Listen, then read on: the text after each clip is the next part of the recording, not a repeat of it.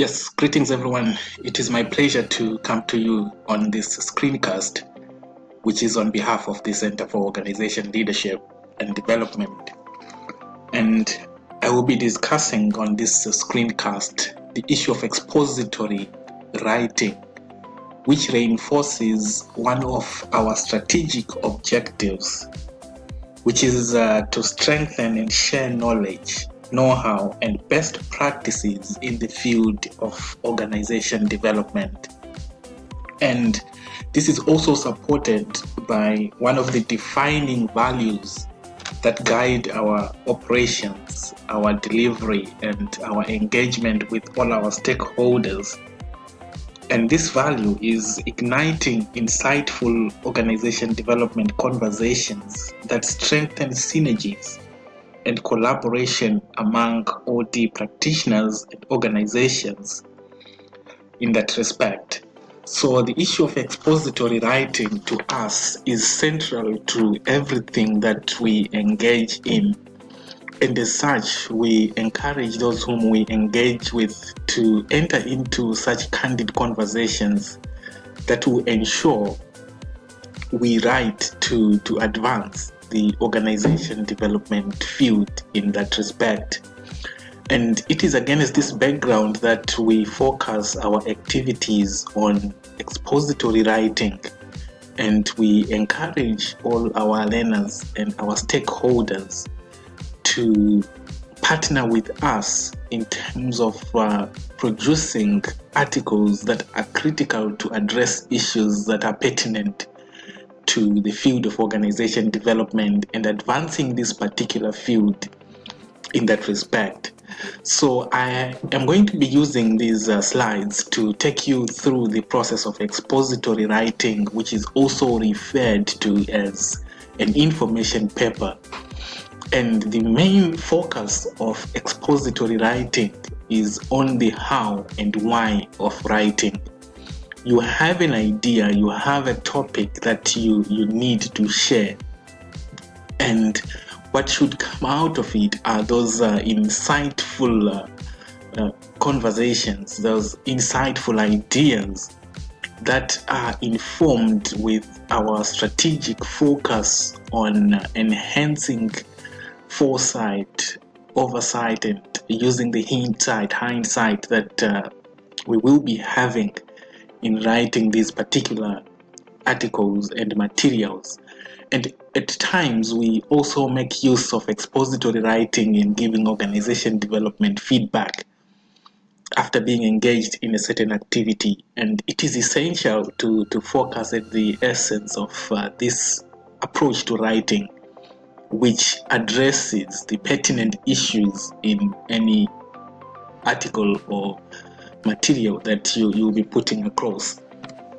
So if we look at the organization development reporting and embracing this approach to expository writing, we need to go through the transformational process of any document that we produce as organization development consultants or practitioners. And at first, as you develop your article or your material, you have a written document which is having all the information or the material that you believe is pertinent to a certain conversation or to the feedback that you might be dealing with in that respect.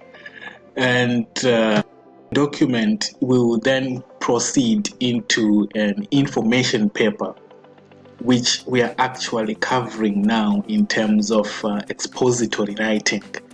And we'll then keep that as a portfolio which informs the implementation of organization development interventions and future initiatives that organizations will use. And it is this portfolio that organizations will use in future organization development activities in terms of gaining hindsight on issues that needs to be resolved. And as we carry on the diagnostic methodologies in determining the issues at hand in any particular organization. So the portfolio therefore informs this process and the whole process of organization development Hence, the document will end up becoming an aid memo in terms of supporting the issues that happened previously and using that information to capitalize on future organization development initiatives, so as to inform foresight and inform the oversight function of those who are engaged in organization development. So we need to understand what is expository writing, and it is defined as presenting reasons, explanations, or steps in any process. So when we're engaged in doing organization development initiatives and we're writing anything regarding the interventions, it is essential that our writing presents the reasons for whatever we are putting across, detailed or critical explanations, and the steps that are involved in order to ensure we achieve the organization development outcomes that we'll be seeking to achieve. And as I indicated earlier, this is also referred to as informational writing. So an expository essay or report should follow a logical sequence. It's not a matter of putting information into paper, but rather there should be sequence which informs how we're going to do the implementation of that particular essay or report or feedback that we will be giving in that respect. Logic and sequence is the main focus of an expository essay because it informs decision making and precisely fact-based decisions, and these should be well presented with respect to ensuring that the organization development outcomes that we seek to pursue will surely be achieved. And we should understand that the organization development field is informed by dialogic and diagnostic or the methodologies, and we need to incorporate that in expository writing because these are the foundations of expository writing in that respect. And expository writing is not a story, that's why it's different from other writings that we might be doing in organizations. And as the Center for Organization Leadership and Development, we intend to produce a manual on how to do the business writing and also how to particularly deal with organization development writing, which will follow our current writing on the Organization Development Manual, a resource for practice academics and instructional practitioners. So expository writing does not persuade a reader, but it gives facts and reasons and the steps that are needed to ensure the achievement of predefined objectives or predefined outcomes that we seek to achieve. And these steps in that process should be clearly elaborated, and our organization development manual will also indicate the organization development process, which is actually a compendium of what others have written about regarding the process of conducting organization development in that respect. So an expository report or article is a multi-paragraph article which has a specific structure, as I indicated, which follows a specific logic, and there should be coherence. So the approach that we write these articles or these reports should be informed by this principle of logic and this issue of coherence. And it explains a position or opinion that the writer or the one reporting have regarding a topic or situation or an intervention that needs to be implemented.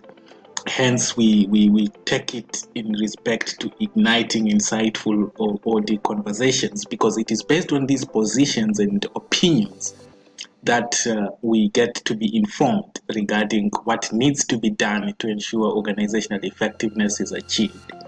So expository writing helps us to provide adequate textual evidence to support the opinion that we might be having on a particular issue. So it's not a book summary, neither is it an event or a summary of a situation. It is not only your opinion as the one who is writing, but you must base the idea or events based on text. And remember the issue of inquiry being at the center of all our conversations in terms of organization development. So the organization of OD reports, when you're organizing an OD report, it needs to follow a logical sequence. You can start from the beginning, the middle, and the end, or you can have the second best idea, the third best idea, and the best idea, or its first, second, and third step. So that is how we ensure logic in writing, and also some leading statements and connecting statements in between those paragraphs. As I indicated, it's a multi-paragraph kind of essay and report that we will be following in that respect, and we need to follow that particular sequence. So we have the introduction, the body, and the concluding paragraphs that we need to cover in our reports or essays as we produce insights that will help to advance this particular field and ensure the achievement of the organization development outcomes. And we have topic sentences, thesis sentences, and subtopics, which are the heart of this expository writing.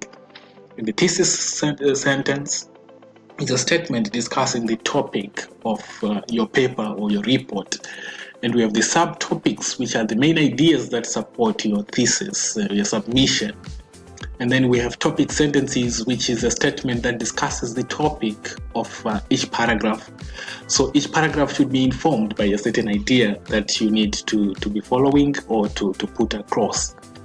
And the key terms, that's the thesis statement, you need to make use of transition words and ensure that the main idea is clear and the supporting details are clearly elaborated in your writing to ensure that we give valuable information that will inform others to make decisions that are relevant and that are transformational to the achievement of the organization's goals and objectives or the strategic intent in general.